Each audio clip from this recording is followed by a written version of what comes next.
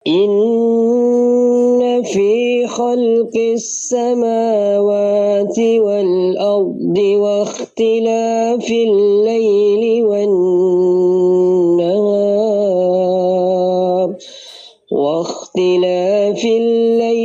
والنهار لآيات لأولي الألباب. Kalau di rumah itu sering saya begini. Saya melihat HP, sesungguhnya saya belajar, tapi pandangannya orang, HP aja terus kerjanya nih, ya kan?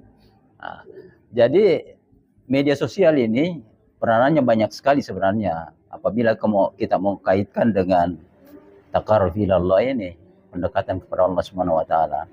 Jadi kita belajar saja tentang Islam itu sudah satu metodologi pendekatan. Ya, membaca Al-Qur'an, sudah berdialog kita dengan Allah. Mengikuti petua-petua di WA juga itu satu pendekatan, karena semua orientasinya kepada kebaikan. Ya, jalan lurus itu jalan yang diberi nikmat oleh Allah Subhanahu wa taala. Nah, oleh karena itu sekarang ini sebenarnya peluang kita untuk mendapatkan pahala banyak sekali. Tinggal kita mau enggak kita mengambil peluang itu, ya. Jadi kehidupan di dunia ini ada tantangan, ada rintangan, ada hambatan, ada gangguan, ada 4 itu. Tapi ada satu peluang ini yang harus kita tangkap. Ya, serangan setan ini dari 4 penjuru, ya, depan, belakang, kiri, kanan. 4 juga tadi itu, ya. Tapi disebutkan Ustaz Nur tadi ini, satu yang dia tidak bisa ganggu, yang vertikal ini, hubungan kepada Allah Subhanahu wa taala. Nah, oleh karena itu, ini yang peluang ini sebenarnya. Taqarrub ilallah ini yang peluang kita, hubungan kita dengan Allah Subhanahu wa taala. Nah, oleh karena itu sebagai makhluk sosial, manusia ini seperti umur-umur kita ini sebenarnya harus kita bersyukur, karena kita mengalami periode perkembangan teknologi yang mutakhir sekarang ini kan, dengan digitalisasi. Sekarang sudah masuk ke era 5G, generasi kelima. Kecepatan yang luar biasa itu kan.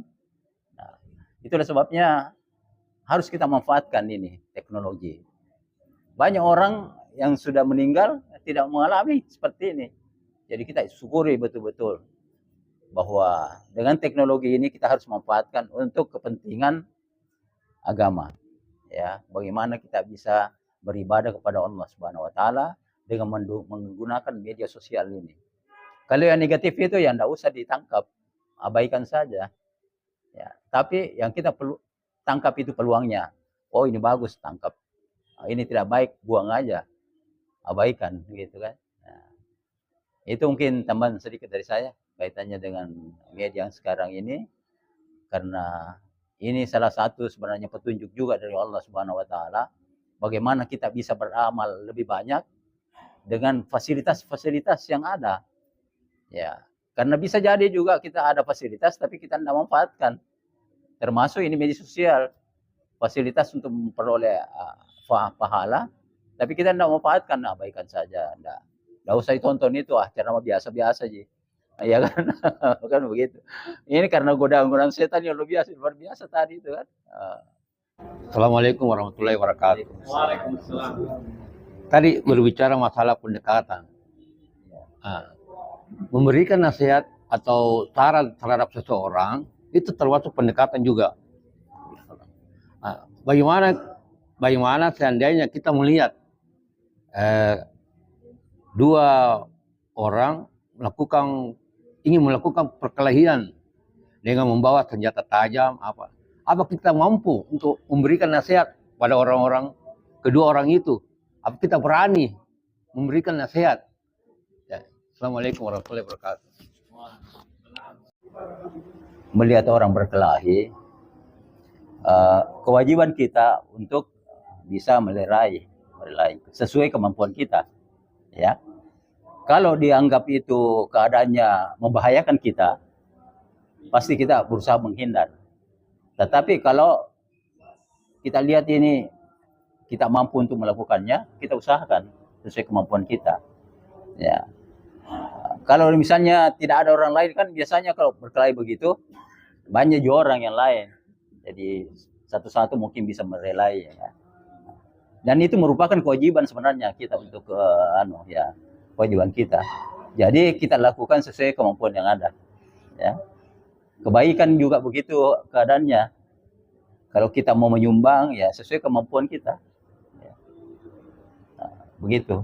Jadi kalau ada suatu keadaan yang kritis, kita masuk dalam koridor sesuai kemampuan yang ada. Ya. Jangan sampai membahayakan kita juga, karena kita harus menghindar dari bahaya ya. Itu yang kita lakukan. Jadi sependapat dengan Pak Ismail, kita lihat kondisinya, karena Allah sendiri berfirman, la yukallifu nafsan illa usahalaha ma kasabat wa laha ma kasabat. Jadi manusia itu tidak dibebani di luar kemampuannya. Jadi kita lihat bahayanya Pak. Kalau senjata ini sudah keluar sama-sama ini yang sangat berbahaya.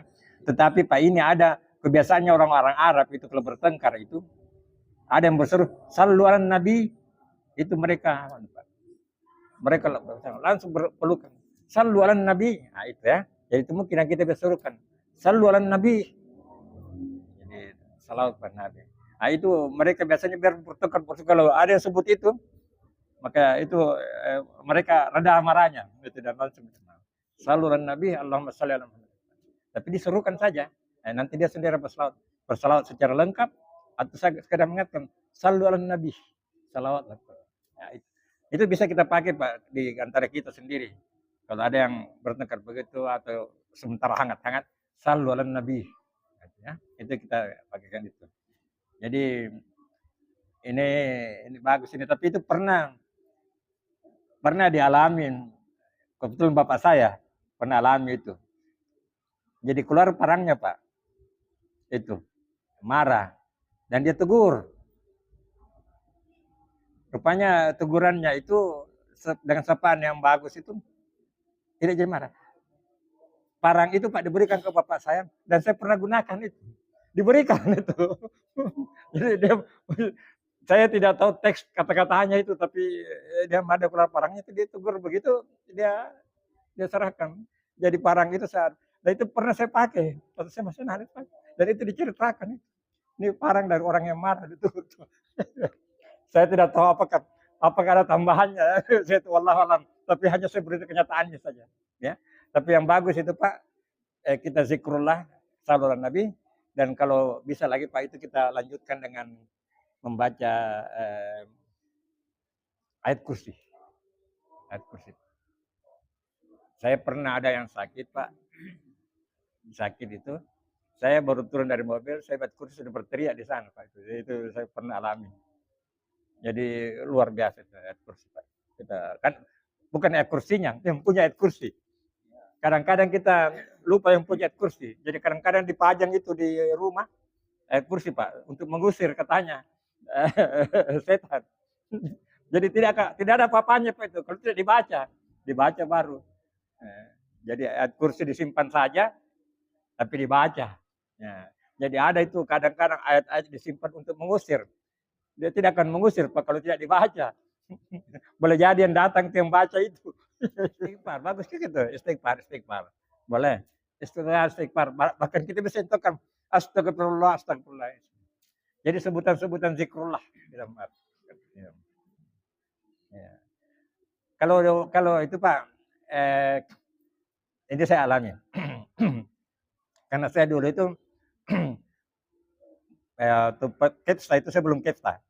Pergi pendidikan 3 bulan dan saya diberi amanah untuk sebagai pelaksana tugas.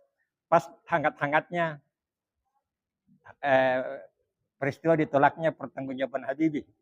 Dan itu anak-anak muda saat itu kan Sulawesi Merdeka ada seruannya Pak ya. Ya, jadi itu saya alami dan saya tinggal di kompleks sana itu. Istri saya itu minta supaya kita pulang ke Balengkering karena banyak, saya bilang jangan. Ini tugasku di situ dan saya online. Istilah saya online Pak. artinya zikrullah. Jadi waktu saya datang mahasiswa itu dari bergabung itu masih IAIN, masih di kampusnya di situ, dengan dari UNM gabung itu banyak sekali mahasiswa. Saya hadapi itu saat itu diminta supaya dihentikan siaran dari Jakarta. Dihentikan siaran dari Jakarta karena mereka tidak menghendaki Habibie ditolak pertanggungjawabannya. Dan saat itu saya zikrullah. Saat itu saya tanya mahasiswa, siapa pimpinannya? Dia bilang kami semua pimpinan. Dan ada yang pukul bambu tapi tidak kena saya di samping pukul bambu. Teman-teman saya sudah pergi semua, orang teknik pergi semua.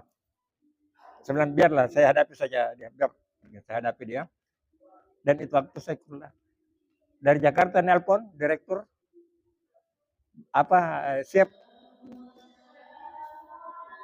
security siap, Brimob semua siap.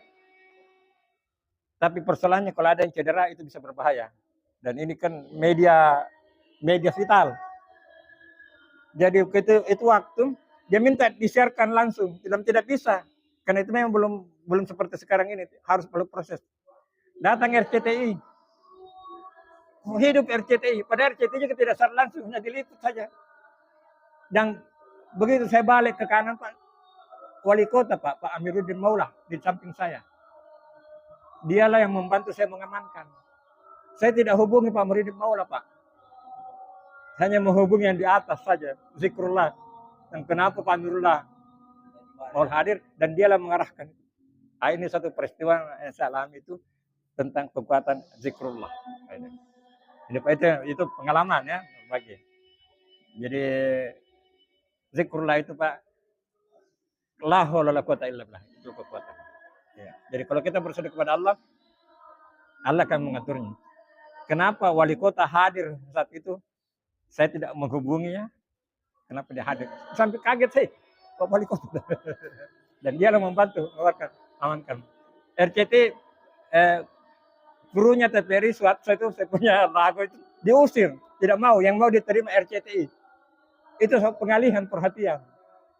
Jadi dialihkan perhatian. Jadi itulah kehendak Allah sehingga tidak terjadi apa-apa. Yang ada pecah itu hanya kaca-kaca, lampu-lampu. Ada pembakaran, tapi yang dibakarnya spanduk. Jadi saat itu kita punya media itu aman. Itu pengalaman Pak. Ya, itu mudah-mudahan ada manfaatnya. Diingatkan bahwa zikrullah itu adalah satu kekuatan. Ada pesannya dari guru kita, Profesor Sandra. Jika kau dalam keadaan lemah, maka bersandarlah pada kekuatan tak terhingga. Seperti tak terhingga, maka sama dengan tak terhingga. Itulah la haula wala quwata illa billah. Itu. Dan wali kota itu Allah memutus datang ke situ. Betul. Karena kita zikrullah. Nah, itu pengalaman Pak, pengalaman.